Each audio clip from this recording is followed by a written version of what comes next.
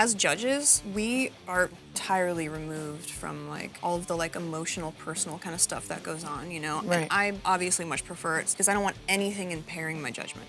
But I love juicy gossip.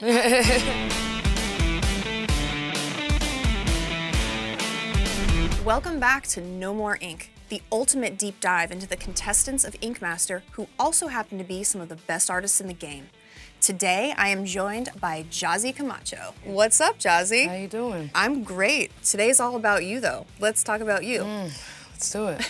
Let's do it. So, how old are you? Where are you from originally? How long have you been tattooing? I'm from Poughkeepsie, New York. It's about an hour and a half outside of New York City. I'm 30 years old, reaching towards 31, and been tattooing about 11 years now. I was reading your casting bio, and the first thing it said on there was Jozzy Camacho doesn't give a Oh, oh, What is that? oh, man. That's a hell of an opening line. So yeah, I feel like as, you know, as an artist, as a woman, that you come into these spaces of caring about opinions, and it really matters. I feel like for me, it's altered a lot of the decisions that I've made and the way that I've just moved through life. And I reached a point, whether it was 30 or just becoming an adult, and I was just like, I don't really give a about anything besides me, my happiness, and the important to me, my family, my friends, and my overall contentness with who I am. I mean, that's a really important place to be. And I think through life we go through phases of that and then we like lose our way a little bit and then you're like, no, actually. Yeah. It doesn't matter. It doesn't. It right? doesn't matter. Yeah. Well, I guess it just depends on what your goal is, you know, and ultimately as people, I think our goal is happiness, right? It is. Contentment. It was a lot of like self-love, like being content with learning to forgive yourself and forgive the people that have wronged you in any way. And the things that used to bother you or that used to matter just don't. I just don't care. I don't give a about the little petty you know, it's just like, it's about me. So as a tattooer, what sort of struggles have you gone through and faced? I started tattooing at a time where it was still very white male cultured. It was still very like build your machines and make your needles and you do tattoos, you know, bold lines and solid bright color. But it was also very rare for me to be able to be a woman and to be gay and to come into a tattoo shop. And I was just like, this can't be just it, you know, like it can't just be traditional. Like there has to be more. Realism was only West Coast, and it was a very specific style. And I think that proving to myself and to others that I'm capable of coming into this industry and being powerful, you know, as long as I worked hard, I didn't want to keep my head down. I wanted to be loud about who I was. Yeah. And it was a struggle, but like I'm not scared of so I dove in head first. What do they say? Like the hardest lessons to learn are usually the most important. Yeah, right? for So sure. you go through all of that and you force yourself to be the person you need to be and to prove it to yourself. Can you imagine coming into the industry and have everything handed to you? So weird. You would take it for granted. You right? do. It's weird to see newer tattooers come in and they get to do their style immediately. And they're there 1 year in and they're better than I was in my first 5 years, but everything's so accessible and it's just different. Everything's easier for them. I don't want to sound like a hater, but it's just like you didn't really have to go through the went through, and you're not going to be as strong at the core, I'd imagine. Yeah. It takes a specific type of person to be a tattooer. I mean, does. you're changing someone's physical appearance forever. It does, 100%. And so everything that's going on in the industry right now where people are learning from the internet and doing all of that, it's you don't want to say like, I learned this way, so you have to learn this way. Because I came up the same way with a traditional apprenticeship and taking apart your coil machine and having to do all that that we had to do, you know? Right. And I'm like, if I have to do it, they have to do it. But is that necessarily true, or is that also my trauma, right? Like misery loves company. Like I had to do it, you had to do it. Like I had to wait in line, you have to wait in line. Right. You know? Like I'm not a gatekeeper of information. And although I came up in a time where everyone was, like there was only 2 tattooers in my town. They didn't want to share that information. It created competition. But I also did have to buy DVDs and I had to read magazines and pay super amounts of money for seminars, which weren't even a big thing either. Like any other career, you have to go to college for 9 years to become a doctor. And it doesn't matter how much time changes, you're always gonna have to go to college for 9 years to become a doctor. I do think that there is certain things that are vital to the legacy of tattooing. It's about the respect that goes into it, because when you're put through those hard apprenticeships and when you're struggling trying to gain clientele, trying to prove yourself, trying to get into a shop, trying to figure out how the to do some of the techniques that people do. Like, how do you do it? You know? Right. So what is your specific tattoo style, and how did you get started in that? I would say my specific tattoo style is black and gray realism, and it was very broad spectrum. The further I got into my career, learning all these styles and doing all these things and being able to finally hone in, I've chosen to like really do like these lady faces. For me, they come expressive, whether they're happy or they're sad or they're sexy or they're ugly, it doesn't matter. It's just like they've been able to represent something for me as far as emotion is concerned, and it's been such a joy to be able to work in that style. And I've been able to like kind of add my own thing in, whether it's like lettering or like calligraphy. It's dark, but it's pretty. It's like women just represent beauty, and it doesn't matter in what form they do. So that's what I would say my style is. Expressive realism. Expressive realism, yes, we love that. Expressive. I love lady face tattoos. I love doing them. I love looking at them. But it's like they all have Botox, right? No one's making any expression. They're totally just like straight faced.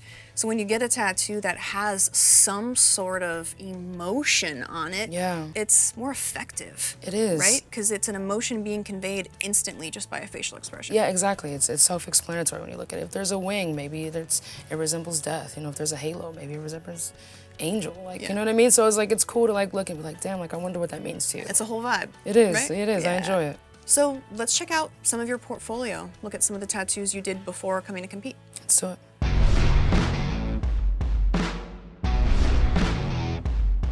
Cool. The negative positive is so cool. Yeah. I love that. I love the idea of balance. No, absolutely. And it's not even just balance with the calligraphy. It's like the negative positive, but even with the neckline and negative on the bottom and then the hair solid on top, it like mirrors perfectly. It's really cool. Thank you. It's definitely one of my favorite pieces for sure. Whoa, so cool. I love droplets on roses. When you do that 3D drop on them, it adds something really special and different. It makes them softer, even if they're dark, even if they're aggressive. One of the only tattoo artists that I know that still really enjoy doing roses. Somebody asked me for one, and I'm like, yeah, I would love that, you know? Like, now at this point, like, I can just create my own light source and make things foldy and textured. I enjoyed this. That was one sitting, too, so. That was one sitting? Yeah, I was about almost like 10 hours. One sitting? for dude. So. You are fast as I will say. Thank you. Very fast. God, it's like, did you use a mag that was this big? That's a lot of 27. Yeah. That's like my favorite mag. Just blast through with that thing. Yeah. Super cool, dude. Thank you, thank you. One setting, that's insane. Yeah, she was tough. She looked happy still, too. I love it. I'm like, I feel like I looked like that in the mirror this morning. Rough night. Rough night. I love all the calligraphy that you do. I really love it. And it is so special because, you know, a lot of people do calligraphy, but yours really has personality to it, right? It has like a really specific style, like a brand. It's really cool. I think it's loud. I think it yells, and especially the negative. I love the negative. Yeah. But I love how you play with the negative positive though. The one on top almost looks like chrome. Yeah. Doesn't it? Like. Yeah, a little bit. Like it's shining. It does. I love that. Thank you. So dope. I used to struggle, you know, heavy with hands, and then they turned out to be like one of my favorite things to do the further I got into my career. Hands are so hard. I mean, you nailed this one. Thank you. They're hard because when you're actually in there rendering it, you're like, what am I, this shape doesn't actually go there. It's not actually dark there. It doesn't look normal until you step back and you're like, holy shit. It worked. I did it. Exactly. Yeah. Like, it took me a really long time to like trust, you know, the stencil that I seen and trust my reference and to be like, this is how it's supposed to be. No, it really is. Because when you're trying to render a hand, you know, you like get really zoomed in on your reference and you're like, okay, around the nail is like a medium and it goes into a dark. And when you're working on a space this small and it's all you're focusing on, it feels like it shouldn't make any sense. At all. But you have to trust that process. You do. Step back, look at it from far away. If I learned anything from you, it's far back and squint. And sometimes you have to squint a little bit too, honestly. Is that a hand? All right, that's good. We're there. It's we good. got it. Yeah. We got it. This entire competition and this whole experience is, for me at least, it was really life-changing because I learned a lot about myself. Yeah. Right? I learned a lot about myself in new environments and how you act outside of your comfort zone with people that you probably have never met. And all of you are in this crazy situation experiencing something that truly is once in a lifetime. Yeah. Did that bring you really close to some people? Did you make friends? Did you make enemies? Like, what was that like with all of the other contestants? We're in an environment that none of us have ever experienced. I did know some people going into the competition, which was cool at first. You know, you're just like, damn, like I know you, I've worked with you, like this is dope, we can do this together. And at the end of the day, like you are competing. As much as you think that people are your friends, it's just, we're all here for the same reason. You know what I mean? Everybody wants to win this $250,000. You're literally in a situation that is dampering and it's affecting your ability to create the way that you normally would. And it's very demanding. So naturally you get frustrated, you feel slighted, or you know, you feel all these different emotions, and it's just like, well, like, you too then, you know what I mean? Like, 'cause it sucks that, you know, it happens that way, but when you get, luckily, as far as I feel like I got, then you start to realize, all right, this is a game, this is a competition, and we're here to do one thing. It kind of takes the personal part of it out. As judges, we are entirely removed from all of the like emotional, personal kind of stuff that goes on. And I obviously much prefer it because I don't want anything impairing my judgment. I want to judge the tattoo, the performance, like I don't want anything affecting my mind or whatever. So I don't know about anything that goes on. Right. But I love juicy gossip. I love juicy gossip. I love the details. Yep. So who did you know going into it? I knew Bobby Johnson, and I worked for John for like 3 years, and I actually got to New York City. So, really? And I met Bobby Johnson at No Idols, at John's shop. So that's how we kind of all clicked in. Got it. Yeah. And then it just kind of made sense. I mean, I already knew coming into it. I was like, Bobby's an animal. John is probably the most versatile artist I know next to DJ. But seeing the other artists and the competitors, I think this is one of the most talented groups of artists I've seen in one season, for sure. So who became an enemy? Bobby. But I had just felt that he got through and got away with a lot. And I was just very vocal about it. I'm very vocal about everything. And I don't know how to shut the up about it, especially if something that I'm passionate about. It's just like, nah, dude, like, you up too. Like, you know what I mean? Like, I mean, the competition is not the place to shut the up. Yeah, you know what I mean? Like, fighting. I teetered in and I came in like a little bit more like gentle, and then I was just like, yeah, that, bro. Like, I got to say. You kind of just like, he sits in like the highlight because, you know, he didn't play the bottom as much as I did, and he didn't do as many bad tattoos as other people did. So like, I think that when the time came that he started to like play that bottom a bit, it was just like his character changed, and the way that he handled it and operated became a little bit more emotional and passive aggressive. And I'm just like, well, how the does it feel? Like, how does it feel to be down there and to be in the spotlight and be picked apart that way? You know what I mean? Like, it's easy to kind of coast by, and then I literally stayed in the bottom the entire time. So I was humbled a lot quicker than everyone else. Is it something like the Ink Master competition, kind of like Vegas, where like what happens there stays there? 100%. Like, do the weird feelings continue, or does the friendship continue? We spoke, and the further that we got, we realized again that it was just like, all right, dude, like, let's just, I'm sorry if you feel this way. I'm sorry how we handled it, but it is what it is. I love you, like we're all working under pressure. All of you are in situations that you obviously have never been in before in your entire life, right?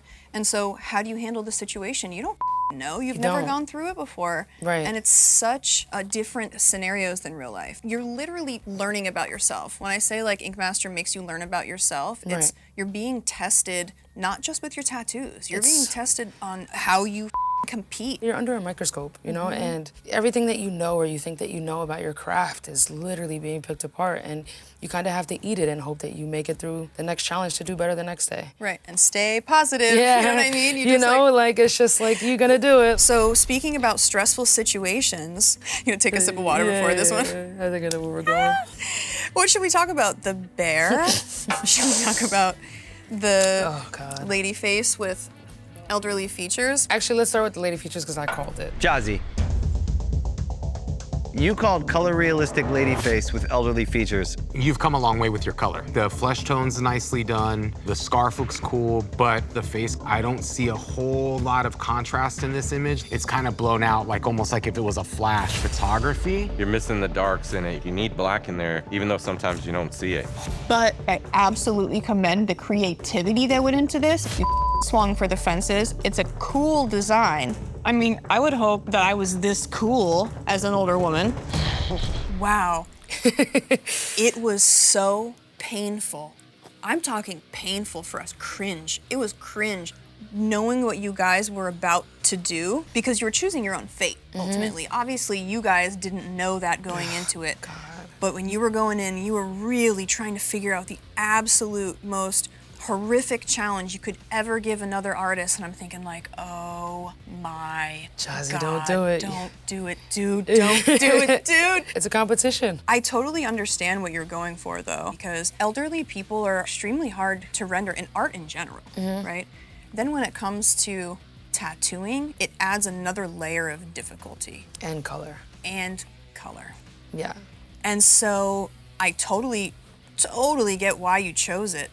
But then when it was turned back on you, how did you feel about that? I wanted to see John do something other than what John does. John has a very short palette of color. And I do believe that I was one of the only competitors that always did the ask. And everybody else like really worked their canvas. But I think I wanted to prove to myself and to everyone else that like I can be flexible, I can mold. So I was curious to see John like do these textures. He doesn't have a lot of texture tattooing. And I was just like, I would like to see you do these textures. And I would also like to see you use these muted colors. I still stand on the fact that I feel like I did a better tattoo. I think that I got tripped up with contrast. I think you guys instilling in me to pull back, I think I pulled back way too much with something that needed way more depth. I stand on it though. It was, yeah. I came in there not touching color for the last 5-6 years, and I've literally, I only did 3 black and gray tattoos the entire time I was there. So I stand on it. Whoa, I didn't even think about it like that. Yeah.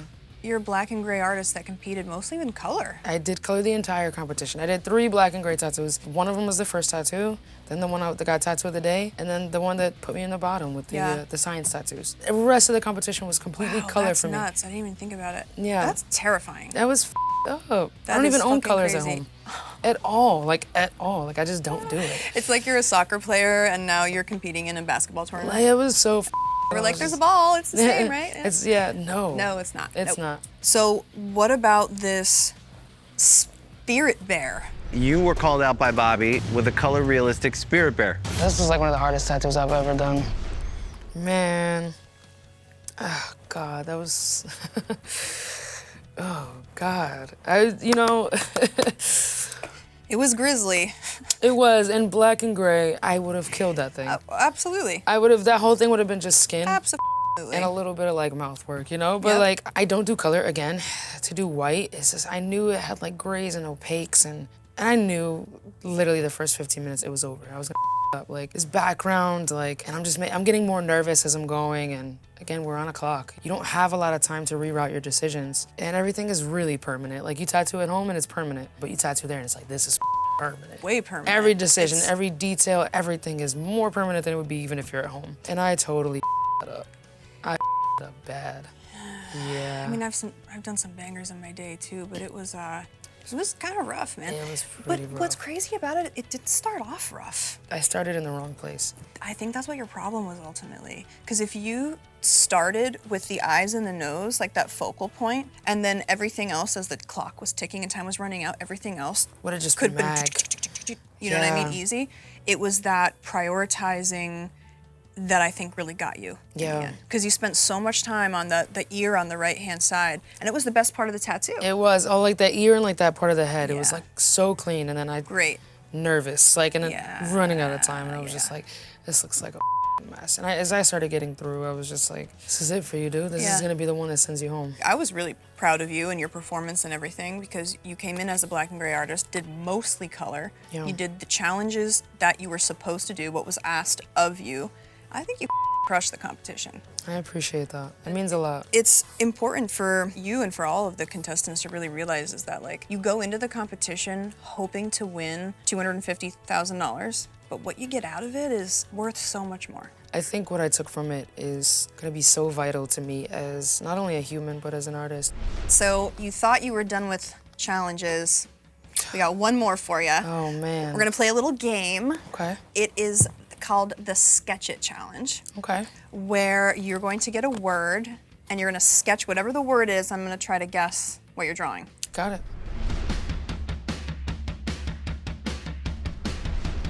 All right, dope. It's a arrow, it's a zigzag arrow.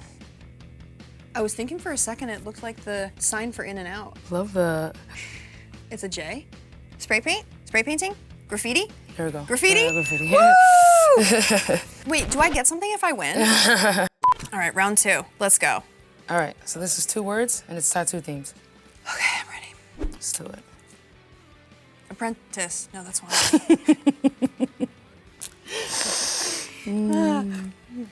That looks like modern art right now, the way it is. I'm gonna keep this very simple. Tattoo? Face tattoo? There, Face damn. tattoo? You're good at this. Man, I should quit my day job. Yeah, I think so. Well, season's over now. We can do this full time. Yes. The judges have decided, Jozzy, you do not have what it takes to be Ink Master. I was definitely out tattooed. I love that though. I got further than I imagined, so. And I think I got the tattoo with some of the best tattooers in the world. So, I'm honest.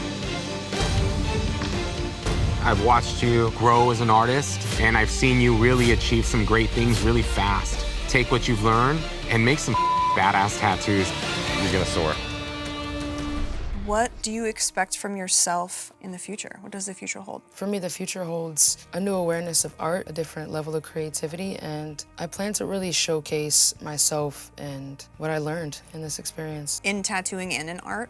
I think I have a lot to show and a lot to offer, and I just want to be more creative and more versatile at the same time, but I'm excited to explore different avenues of art. I love that. I really want to fashion. It's like a big thing for me. Cool. And I really want to get into everything that it is, and I want to be creative with it. You should. I mean, you're in New York. It's the perfect Capital. It's the perfect place to do it. Yeah.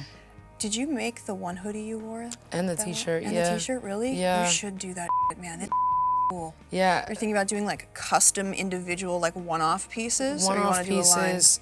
I don't want to do a line I thought about, but I want to do one-off pieces, and I want to treat them as special. You know what I mean? And Yeah. that's what makes people want to buy things, is if they know they can't get it anywhere else. No, absolutely. It's exclusive. It's exclusive. You know, I spend money on exclusive clothing, even if it's just, if I know there's only one jacket like that, I'm gonna have to buy it. Yeah. You know what I mean? And I just want to tap into that. I want to tap into that artistic part of myself, and hopefully create more success in every other arena in my life. Are you gonna take the show on the road, traveling? You know, I spent a big chunk of my career traveling, and I don't think that I would ever get back into that circuit, but maybe more guest spots, Yeah. maybe more overseas stuff, but Yeah. I don't love know if that. I want to do the convention thing again. No convention. I don't think so, man. That beat you up The a little circus? bit. Yeah. The circus beat you up a little bit. Well, you did awesome. I was honestly really, really proud of you at multiple points throughout the competition. Thank you so much. That means a lot. No, I think you crushed. Thank you. Well, thank you guys for joining us today. And don't forget to subscribe to the Ink Master YouTube for everything Ink Master.